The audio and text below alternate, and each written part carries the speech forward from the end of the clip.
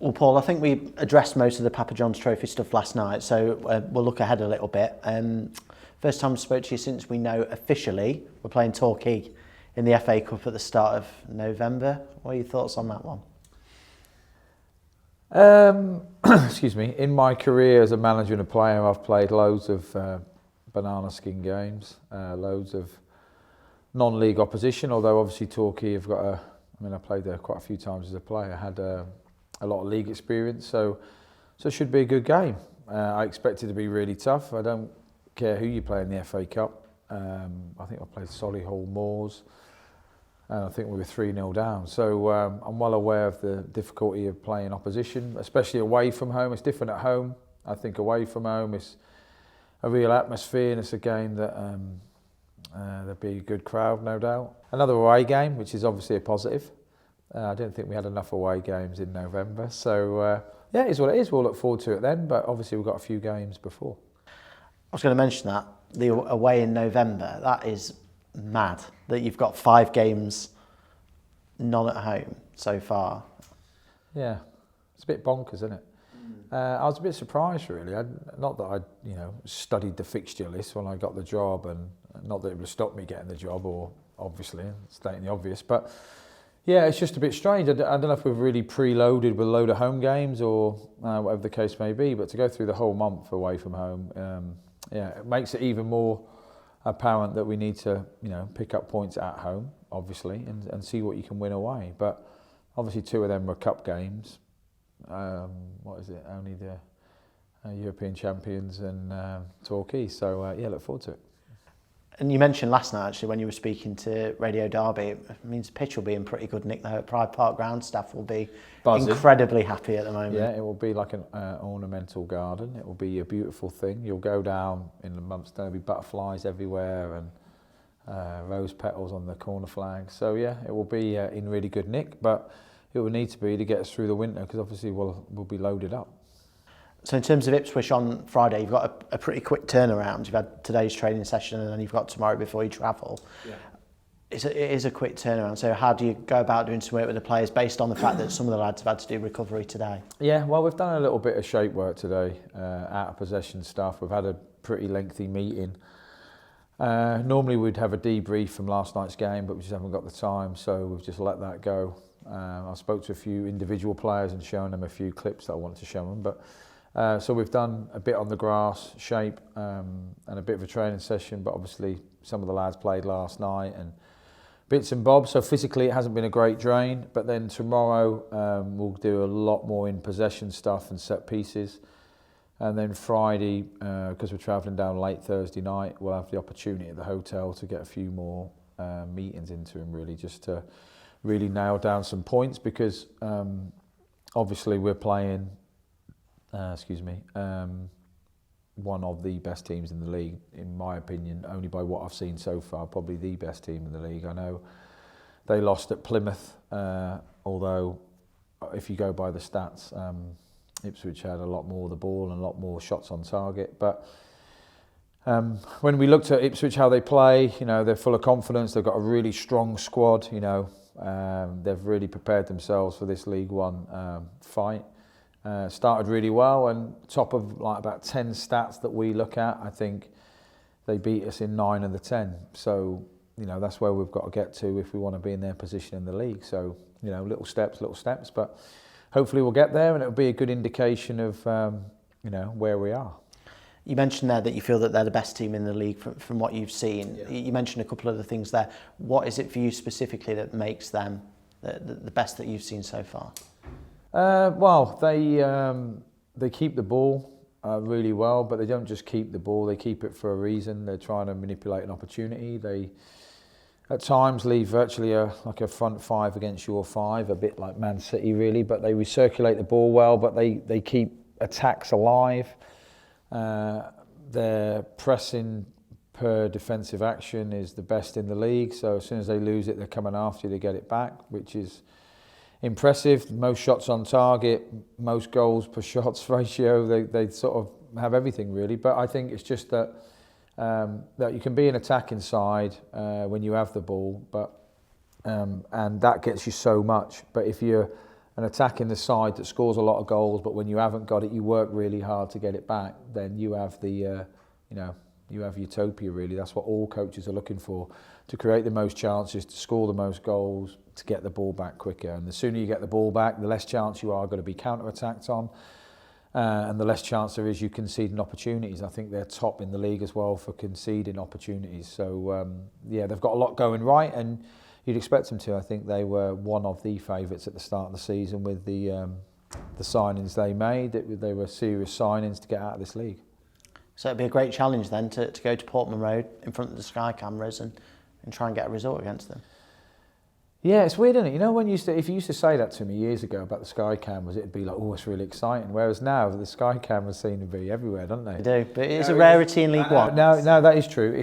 I don't think it's a rarity for Derby, though. It seems like every time I speak to the club secretary, she tells me another one's on TV. So that doesn't surprise me. But yeah, the lads are obviously playing in front of the Sky cameras. I don't think that will have any effect. I think the fact that it's virtually a sellout, it'll be a really good atmosphere. I think that we're growing into a very good team. I think we are a good team, and we have really good aspects of our play. We're not where we want to be completely, but I do think the lads go into it with a real belief. We'll go there as always and try and take the game to them and try and win, but we have to be respectful of their strengths, and especially at home, they have a plethora of strengths that we need to stop. So it will be a good challenge, and look, you know, you can easily, I've said to the lads loads of times, it's not easy, but to draw games or to be mid-table and just to go through life a bit wishy-washy is more comfortable than trying to win games and get in the top 6 and get promoted. So it will be uncomfortable at times, but it will be exciting at times, as anyone who's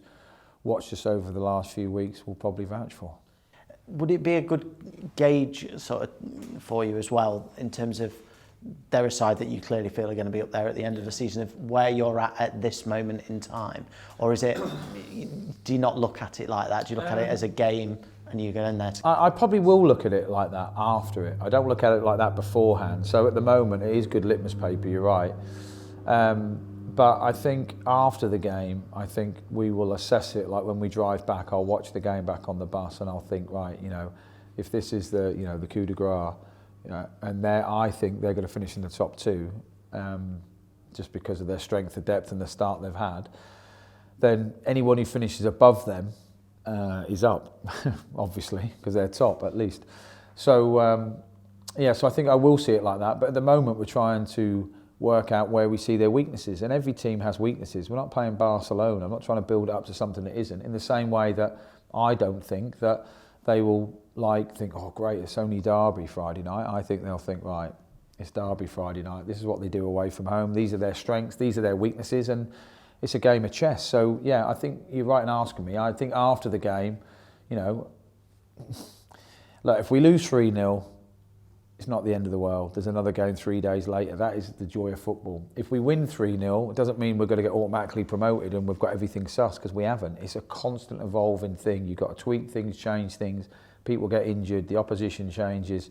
It's a constant learning curve. And I think the more time we've been in the building, the more we're learning about individuals, like we learnt about individuals last night at the Papa John's. And, you know, with January coming, it makes you think about things and where you need to move pieces, really. Not nice calling lads pieces, obviously, but you know what I mean. So it's a constant thing, and I think after Ipswich, you're right. It's a strong opposition. You'll have a good gauge of where you are and where you want to be. Just last one in terms of the squad. Yeah.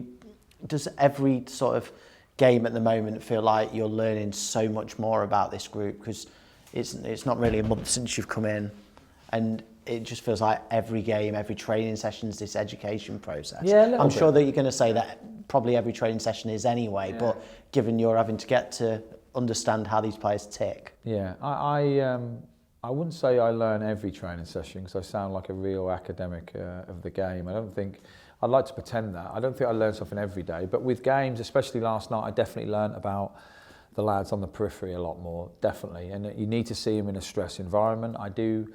Today, I think I walked around the pitch with a player and asked him about, you know, his personality strengths and weaknesses and what I can help him with. So I definitely try and reach out to players on a daily basis. And I think my overall knowledge of, you know, what makes them tick is improving. I can see things at the training ground that I would like to improve. I see things in the team that I would like to improve. And no matter where you work, you always see them things. The longer you're in, you know what I mean? You think, oh, I didn't even notice that, you know, there was a hole in the roof. There isn't here, by the way, but you know what I mean? The longer you're there, you notice things. So I definitely get that. And the more games, yeah. And for example, you know, at Aki last week, I noticed that sometimes I feel like our confidence can overspill.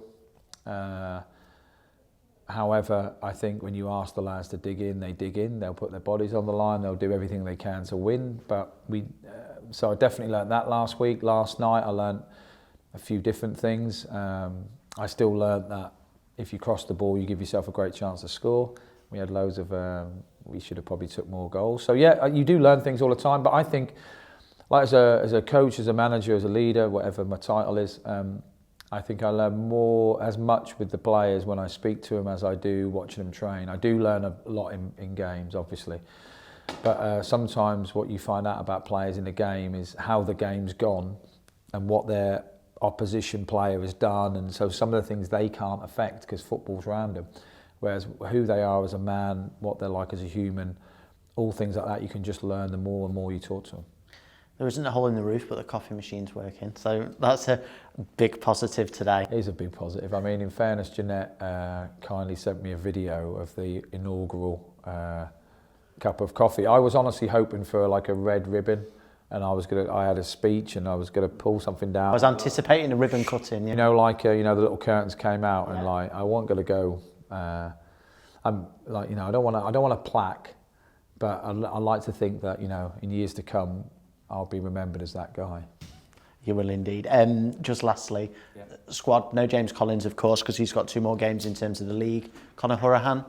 Conor Hourihane, I don't know if Friday's going to be too soon.